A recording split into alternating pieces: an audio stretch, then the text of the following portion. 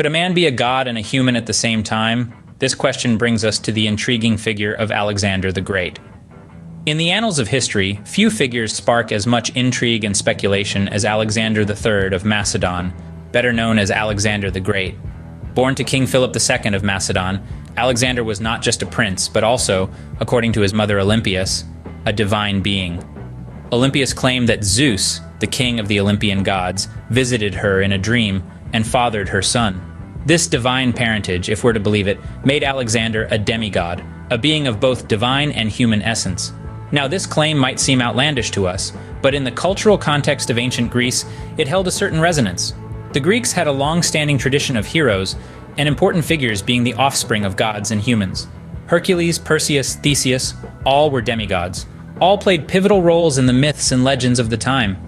To the Greeks, the idea of a man being both god and human wasn't just possible. It was a part of their cultural fabric. On the human side of his lineage, Alexander's father, Philip II, was a formidable figure in his own right. As king, Philip II transformed the kingdom of Macedon from a backwater region into a dominant military power. He was a shrewd diplomat, a cunning strategist, and a fearless warrior. These traits, no doubt, trickled down to his son, giving Alexander the tools he needed to carve out one of the largest empires the world has ever seen. So we have a man born of a king, and allegedly a god, a man who straddled the line between the divine and the human, who was born into a culture that not only accepted but celebrated this duality, a man who was raised to rule, to conquer, to excel. So Alexander was born into a world that accepted the possibility of divine-human hybrids. But what does his life tell us about this duality? Alexander's life was an extraordinary one, filled with moments that seemed to confirm his divine status. Now imagine a young boy, just 12 years of age, taming a wild stallion that no one else dared approach. The horse was Bucephalus, a beast as untamed as the winds. Yet young Alexander, with a courage and insight beyond his years, realized that the horse was merely frightened of its own shadow. He turned the animal towards the sun, and thus began a bond that would become legendary. It was this act, this taming of Bucephalus, that the people first saw as a sign of Alexander's divine nature. Fast forward a few years later, and Alexander was placed under the tutelage of none other than Aristotle, the greatest thinker of his time. Aristotle's lessons extended beyond philosophy and politics. They were lessons about the world and its workings. Alexander absorbed it all, his keen intellect soaking up knowledge like a sponge. The people saw in this relationship not just a teacher and his pupil, but a meeting of two great minds, another affirmation of Alexander's divine status. Then came the tragic assassination of Alexander's father, Philip II. Amidst the turmoil and grief, Alexander, barely 20 years old, took the throne. He faced revolt, dissent, and the looming threat of invasion, but none of it shook his resolve.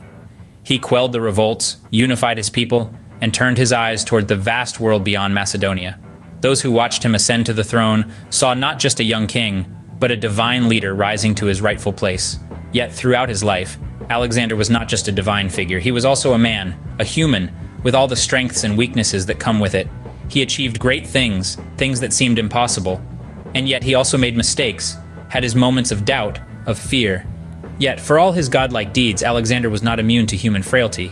The human side of Alexander is evident in his personal struggles and failures. Let's delve into the battlefields, where Alexander's relentless pursuit of glory is laid bare. Here, he was a man consumed by ambition, a man who would not be sated by the conquest of a city, a region, or even an entire empire. His hunger for power was insatiable. His victories were grand, but each victory only stoked the fires of his ambition, driving him to push further, reach higher, conquer more. Yet, in his relentless pursuit of glory, a stark reminder of his human nature emerged. Alexander the Great was not just a conqueror, but also an empire builder. Yet managing his sprawling empire proved to be a Herculean task even for him. A kingdom spread across 3 continents was no easy feat to govern.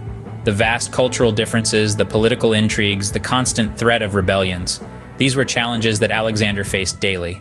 His attempts to create a unified empire were met with resistance, and his difficulties in managing such a diverse realm were a stark reminder of his human limitations. But perhaps the most poignant reminders of Alexander's humanity were his struggles with alcoholism and his volatile temper. His excessive drinking was notorious, and his temper equally so.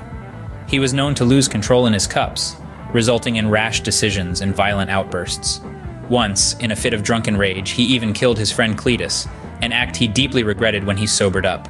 These personal struggles, these moments of weakness, were a stark contrast to the image of the invincible God King he projected. Despite his divine claims, Alexander showed us that he was, after all, human.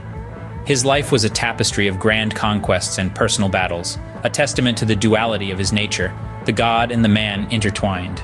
Even in his greatness, Alexander the Great was, in the end, just a man. Alexander's life raises questions about the nature of divinity and humanity. As we delve into the legacy of Alexander, we see the ripple effects of his life, his divinity, and his humanity on the world around him. His contemporaries were awed by his power, his strategic genius, and his audacious courage. They saw him as more than just a man. They saw in him the embodiment of divine powers, a god king who ruled the world. This perception of Alexander was not confined to his own era. It reverberated through the ages, influencing the self-image and self-proclamation of many future rulers. Consider the Roman emperors, for instance. They adopted the practice of deification, where they were declared gods upon their death. This was not a mere ceremonial tradition. It was a deeply ingrained belief that the emperor, like Alexander, was a divine entity.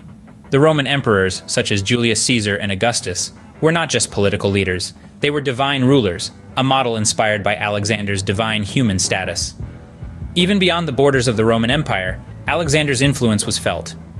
In the East, the Indo-Greek kings also claimed divine status, following Alexander's footsteps. They saw in him a model of divine kingship, a ruler who was both god and man. But it wasn't just rulers who were influenced by Alexander's divine human status. His life, his deeds, and his legacy impacted the collective consciousness of societies. He became a figure of fascination, a model of leadership, courage, and ambition. His life story became a source of inspiration, a tale of a man who dared to dream big, to challenge the limits, to reach for the stars. And yet, despite his divine status, Alexander was human. He had his flaws and weaknesses, his moments of doubt and despair. This paradox of divinity and humanity, coexisting in one person, is what makes Alexander such a captivating figure. Alexander's story reminds us that the divine and human can coexist in one person, yet neither aspect can fully define them. So, was Alexander the Great a god, a man, or both? As we delve into the 5th chapter of our exploration, this question still lingers. Our journey through the life of Alexander the Great has been an intriguing blend of divine and human elements. On one hand, we have a man born of royalty, a man of flesh and blood who bled on the battlefields, who loved, who grieved. Alexander was a human being, undeniably susceptible to the same trials and tribulations that beset us all. On the other hand, we have a figure elevated to the status of a god. Alexander was hailed as a deity, anointed by the divine, and seen as an earthly manifestation of Zeus himself. The tales of his exploits were so extraordinary that they transcended the realm of the mortal, inviting speculation about a divine lineage. This dichotomy, this intertwining of the human and the divine, is central to the enigma that is Alexander the Great. It's not merely about determining whether he was a god or a man, but rather understanding how these two identities coalesced to form the legend that we know today. This intertwining gives us a window into the psyche of ancient Greek culture, where the line between the mortal and the divine was often blurred. Yet, the debate about Alexander's identity continues. Some see him as a mere mortal who is deified by followers and historians.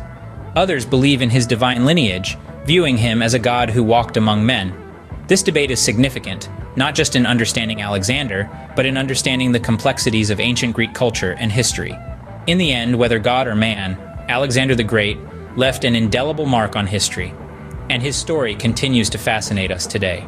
Regardless of his true nature, his life remains a testament to the power of ambition and the enduring allure of the extraordinary.